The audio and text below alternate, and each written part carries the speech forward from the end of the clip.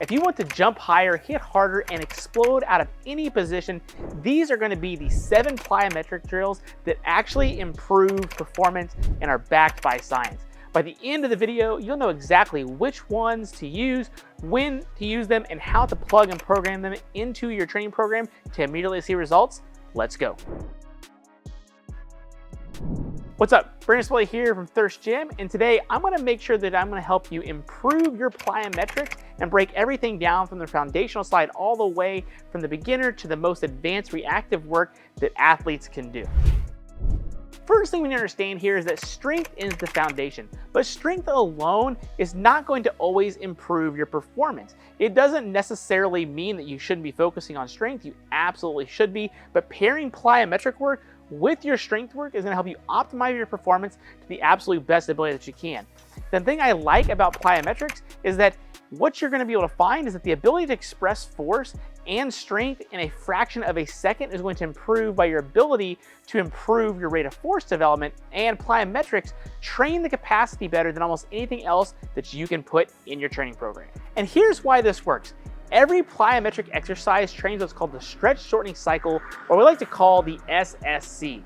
When your muscles and tendons get loaded eccentrically, usually from like a landing, or get lengthened over time, get lengthened especially underneath the tension, then they store what's called elastic energy. And the faster that you can reverse into the concentric action, the more of that stored energy gets back as free force.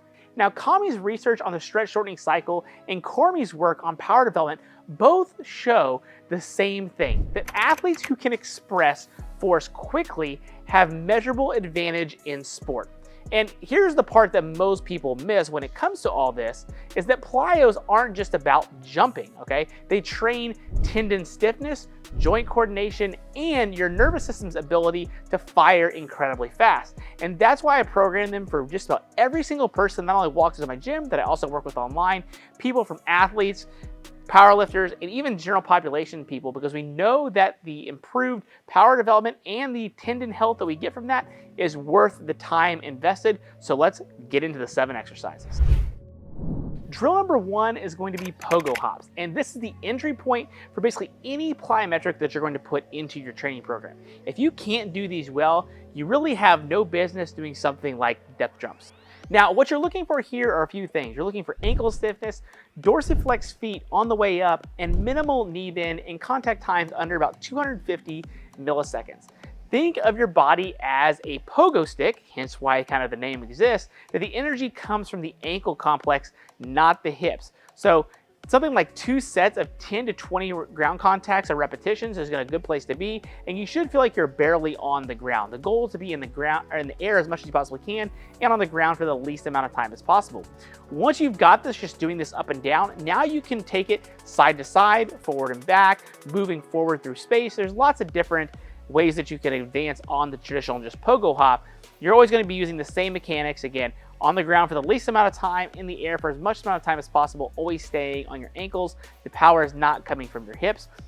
This is huge for athletes that are looking to improve their ankle stiffness, but again, so this is such a basic introductory to plyometrics. Once you become more advanced, you can even use this as a warm-up as well. And I really like the side-to-side version, because for me and working with athletes, it's a free way to prepare athletes, but also we can work in the frontal plane, which is going to be great for lateral force production over time as we get into some of these more advanced plyometric exercises that I'm going to show you here later. And lastly, pogos build on what's called passive stiffness, the elastic quality that your tendons are going to use, and stronger tendons mean that we're going to have more free force on every single jump, every single sprint, every single cut, change of direction, and even the other plyometrics that you're using later on this video. So skipping pogos altogether, I think, is really going to be a bad move in the long run. I really think it's a great thing to use that every plyometric exercise and program is ultimately built on. Drill number 2 is then going to be the lateral bound, and sometimes people will call these skater bounds as well.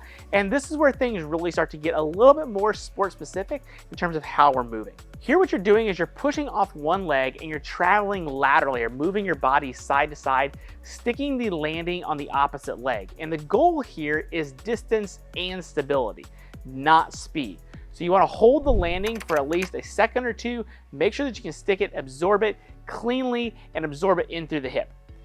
I really like this for 3 to 4 sets of 4 to 6 reps per side. And this is important because every single change in direction exercise in sport happens in the frontal plane. And so what we find is that athletes that need to be able to move side to side, especially explosively, it allows them to not only get into their back hip, it allows them to stabilize and get more lateral force production. And they're all loading explosively off of one leg and then landing onto another. And so lateral bounds train exactly that pattern in terms of also getting the eccentric component baked into it, because you're having to again absorb that force. So if you only train in the sagittal plane plyometric, so things that just move up and down, you're leaving a huge piece of athleticism on the table in terms of your performance. Drill number 3 is going to be the good old-fashioned box jump. It's a classic, but most people actually do this wrong. Now, a box jump is not about how high the box is, right? It's about how much force you can produce off the floor as you go to jump, and you want to set the box at a height where you can land in about a quarter squat or an athletic base position. The goal is to not be folded up like a piece of origami or have this be a test of your mobility. So if you have to pull your knees to your chest to clear it, the box is probably too tall. I really like these for 3 to 4 sets of like 3 to 5 repetitions. I think you should always reset every single rep, step off the box. And you gotta remember, you're training maximal concentric power from the ground here. So I also like seated box jumps as a variation as well, because you eliminated the counter movement aspect and force the muscle is gonna need to be able to produce the concentric force from a dead stop. And this is great for improving rate of force development. So when you wanna talk about being able to create quick explosive power just like that, the seated box jump is going to be a great variation to use for your athletes. Drill number 4 is going to be the good old-fashioned broad jump, and this is going to be your plyometric that's great for horizontal power expression. Now, vertical jumping is great, and I think many athletes clearly need to train vertically, but sport happens also in horizontal vectors. So sprinting, tackling, shooting for a takedown, these are all horizontal force applications. So broad jumps train that exact pattern. We're gonna get the hip extension, the ankle drive, and the projection of the body forward in space. Just like other plyometrics, I really like these for 3 to 5 sets of 3 to 5 repetitions. I also think, unless otherwise denoted, you should focus on sticking each landing and landing in an athletic base position. A programming hack that I like here is that broad jumps make a fantastic lower body warm-up before a squat or a deadlift day as well, as they're gonna prime the nervous system without burning you out. Another quick programming tip here is that you should pair your moderate intensity plyos in a contrast set with heavy strength movements. So 3 reps of, say, your trap bar deadlift and then 3 broad jumps is a great way to use contrast training to improve your overall performance. The heavy lift potentiates that nervous system, and then you'll see better jumps than if you did them just cold or by themselves. That's post-activation potentiation. I've got more information on that, so I'll make sure I link that down in the description box below. It's very well documented, and I think you'll find that it really helps improve your performance. Drill number 5 is going to be the single leg bound. So now we're more into that advanced territory of these plyometrics. With this drill, here you're driving forward, alternating legs, exaggerating your air time. So each bound is a full sprint stride, same hip, same knee, same ankle action, just slowed down and amplified. I really like this for 3 sets of 6 to 10 contacts per leg, or in my space for many athletes, that ends up being about 15 to 25 yards. And this is valuable because sprinting is a single leg ballistic action. And most plyometrics that people are doing are bilateral, but you don't sprint on 2 legs, as we clearly know, right? So single leg bounds are going to be a bridge between the stuff that you're doing in the gym and what's actually going to show up on the court or on the track and field or out on the football field, right? So we want to be able to bridge that gap, especially in our training when we can. And you also want to be honest with yourself. If you can't stick a single leg landing on a small step down with your knee caving in, you're not ready for these type of bounds. So you want to make sure that you can build the landing and the absorption aspect, that you can really control eccentrically. You have the hip stability to be able to do that. And if you can do those things, then you're probably ready for these more advanced bounding variations. Drill number 6 is going to be hurdle hop, reactive plyometrics at its absolute purest form. For these, you can set up anywhere from like 3 to 6 hurdles, ideally somewhere around knee height or slightly higher.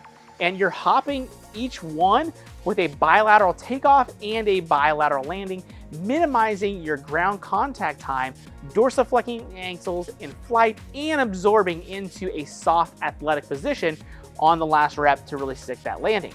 Depending on how many hurdles you have, 2 to 4 sets is a really nice place you can have these. I really want to emphasize that you want high quality over the quantity of jumps.